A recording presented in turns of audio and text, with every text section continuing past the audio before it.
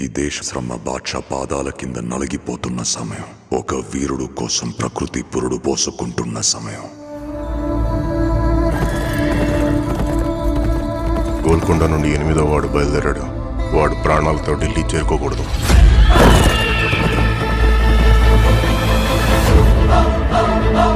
ఇది నేను రాసే చరిత్ర.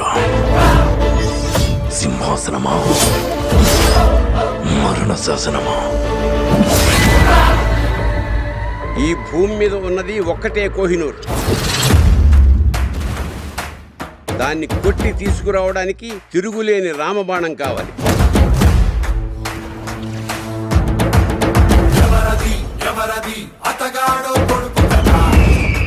ఇప్పటిదాకా మేకల్ని తినే పులిని చూస్తుంటారు. ఇప్పుడు పులుల్ని వేటాడే బెబ్బుల్ని చూస్తారు.